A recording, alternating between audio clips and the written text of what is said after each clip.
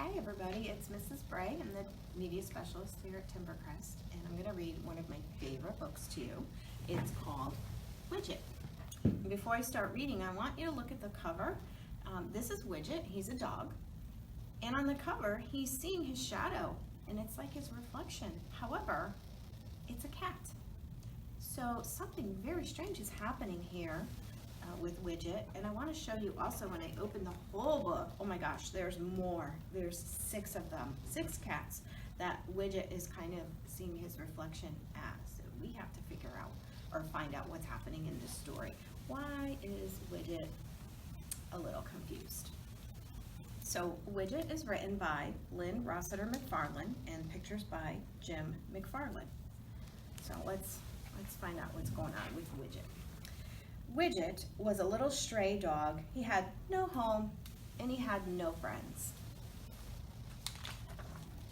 He was very sad and lonely. He was cold and hungry too. He saw a house at the end of the road. There was a door just his size, so he peeked inside. He saw 6 cats, 6 warm beds, and 6 bowls of hot food.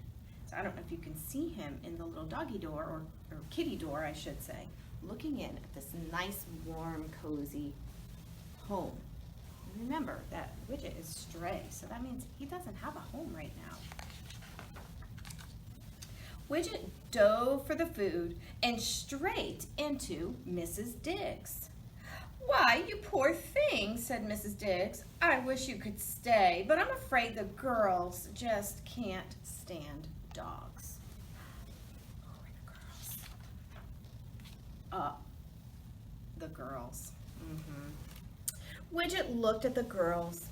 He looked at Mrs. Diggs. She seemed so nice. Widget really, really wanted to stay, so he said, "Meow."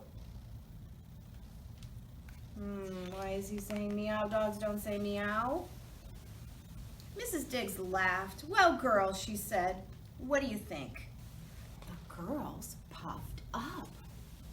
Uh-oh, I know when my cat puffs up, that means they are not happy, or my cat's not happy when she puffs up. But look, Widget puffed up. The girls hissed and spit. Oh boy, they're not liking him, are they? Widget hissed and spit. The girls growled. Widget purred. He played with a toy mouse and he used the litter box. Oh my goodness, he is pretending to be a cat by doing all these things that cats do. I wonder why. I bet you can guess why. The girls stopped their growling. They were confused. Widget looked like a dog. He smelled like a dog, but he acted like a cat. Mrs. Diggs set a bowl down for Widget. Widget started eating. He never took his eyes off the girls. The girls started eating. They never took their eyes off Widget. "Why, you fit right in," said Mrs. Diggs to Widget.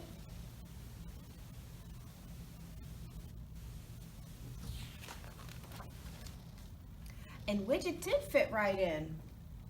From that day on, Widget ran with the girls, played with the girls, and curled up with the girls. In fact, he had so much fun with the girls, he sometimes forgot he was even a dog.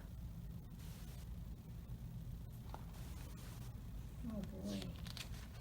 I don't know what's going to happen. One day, Mrs. Diggs tripped on a toy and fell down. She didn't move. Widget and the girls were worried. They meowed for help. No one came. They screeched. They yowled. They caterwauled for help. No one came. Then Widget barked for help. The girls were shocked. Then they barked for help too.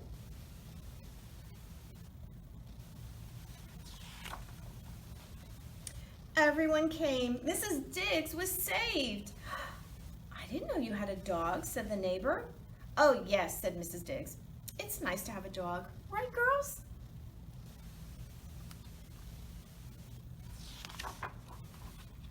Oh, yes, the girls agreed. And that's the story of Widget. And I think what the author of this book really wants us to remember is that we should never lose sight of who we really are. And, you know, Widget, he wanted to get in that house for the food and be warm, and so, you know, he was acting like a cat, but he really had to stay true to himself in the end, didn't he? Because he had to bark to save Mrs. Diggs.